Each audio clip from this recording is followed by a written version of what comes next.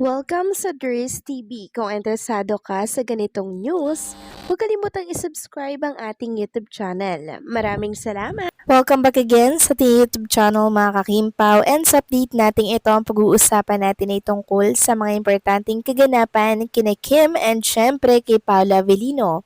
Pero bago po ang lahat, maraming salamat sa inyong patuloy na pag-support at pagsabaybay sa mga daily update natin.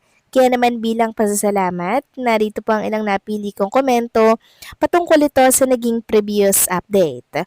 Unang komento mula po ito kay Ginang Annalyn Hiccup. Sabi niya, ako nga ang kinakabahan, Ders, pero super excited din ang mga seniors, mag-ready na kayo. Nako, pasensya na, Ders. Sa kapamilya YouTube ako manunood, supportahan natin sila. Wala mo ng nega, dapat sabay-sabay tayo sa Monday, number 1 sila lahat ng platform. Patunayan natin sana sa TV para maging primetime king and queen, pero primetime queen si Chinita. Kim Pao forever. Maraming salamat sa komento, Ginang Annalyn Hiccup. So, yes, tama po kayo dyan. Maging ako, kabado ako dito sa first slot. Pero I'm sure, mamimaintain naman ni Kim and Paula Avellino and The Alibay yung ratings marahil ng first slot. So, medyo may pressure. Pero dahil sa tulong ng mga Kimpaw fans, for sure, may aangat natin yung ratings ng The Alibay, yung first lot nila doon. And para po mas mapataas yung ratings, please lang mga kakimpaw, kung may TV po kayo, sa TV mismo kayo manood. Okay? Sa All TV, ABS-CBN, kasi counted po doon yung ratings eh. Pag kasi sa YouTube channel, sa mga online, wala, hindi po counted yung mga ayan, mga kakimpaw.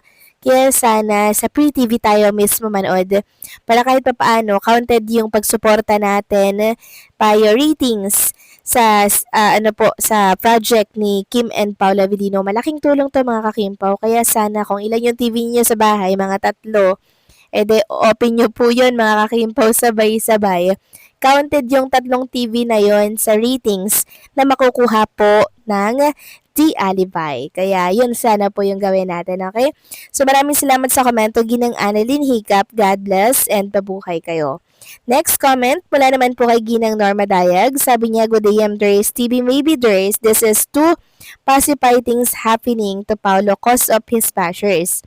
Claiming his fairing to Nadine, therefore many bashers came out and alleged nega accusations to Paulo. Therefore, Dreamscape look for a way to stop these accusations to Paulo by bringing to the public the lie detector videos made by them timely during the taping of The Alibay.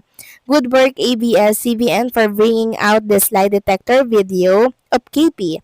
Maybe this is planned by them so that time comes when one of them will be fair to someone, then no doubt about the relationship. A round of applause to ABS-CBN through Dreamscape. That Alibay will be given the first slot in the prime time. TYEBA-CBN for giving the Alibay as the first slot in prime time series, especially we seniors who are much buying to view the Alibay. God bless us all. This will be a blockbuster series in the making. Yes, maraming salamat sa komento.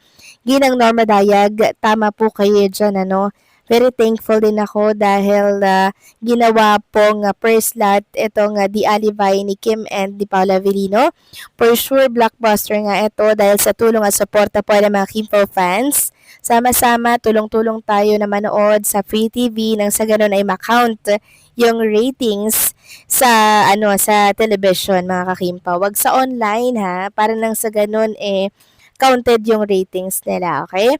So maraming salamat sa inyong mga komento. God bless po, Ginang Norma Dayag, and mabuhay kayo. So ito na nga, pag-usapan na natin ang mga balita po na nakalap natin sa araw na to ng Miyerkules, at unahin na nga nating pag-usapan etong tungkol po mga kakimpaw sa pagdadausan ng isa sa mga magiging concert or event or show ni Kim and Paula Avellino para po yan sa world tour nila dito po sa ibang bansa.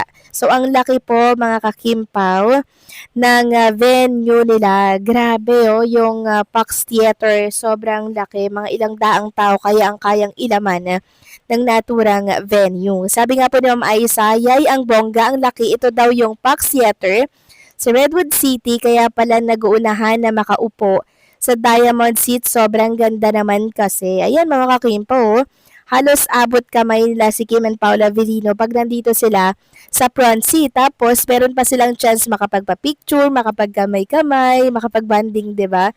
Kaya sobrang swerte talaga ng mga naka-avail po ng Diamond ticket dahil makakapag-selfie nila si Kim and si Paulo.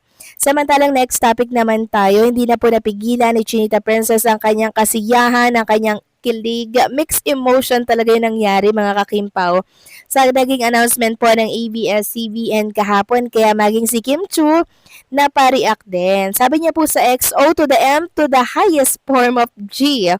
Can't believe na sa first time slot ang The Alibay. OMG. Hashtag The Alibay March 16 na po. So meron diyang emoji na mangyak-yak talaga si Kim Chu and very thankful siya dahil first slot nga po ang The Alibay mga kakimpaw sa prime time. Medyo pressure pero masaya mga kakimpaw dahil alam niyo yun, hawak ni Kim and Paula Avellino ang corona ng prime time. And alam naman natin na magagawa natin yung pagsuporta sa kanilang project sa pamamagitan po ng pagnood sa mismong TV, sa mismong free TV ha, like All TV, mga Kakimpaw, ABS-CBN, dyan lang kayo manonood wag sa online kasi hindi yun counted. Samantalang, pag-usapan naman natin itong mga usapan ngayon sa mundo ng social media right after po ng announcement nga ng The Alibay na first slot daw ito sa prime time. Meron mga nagsasabi na baka daw po ilipat yung The Alibay sa second slot pag pumasok itong series or project ni Coco Martin and Julia Montes. Sabi nga dito, baka nga 1 month lang ang The Alibay sa first slot. Malay natin, depende kailan magiging ready sila Coco. Basta sa mga panahon na sa first slot sila, okay ang reception ng viewers. Tapos may nag-comment, ang dami kong nababasa na pagkatapos daw ng WLV, ilipat ang The Alibay sa second slot, nag-iipon lang ng scene or fondo airing ang Sigabo. I don't know din ha, sa Blue Up naman, okay naman ang casual, marami naman akong nababasa na excited din sila. Baka bashers lang ang ng Kim Pao, yung iba na hindi daw manunood. So, possible na ganito yung mangyari, mga kakimpaw, na ilipat si Kim and Paula Avellino sa second slot pag pumasok na at naging handa na po itong sila Coco Martin and Julia Montes. So, siguro sila yung ilalagay sa first slot. Tapos second, itong The Alibay na which is okay lang din naman mga kakimpaw. At least hindi very late night ito ipapalabas. Hindi ba? Okay lang na ilipat si Kim and Paula Avellino sa second slot, di ba? Kayo ba, ano po ang say ninyo dito kung sakaling ilipat sila? Please comment down below.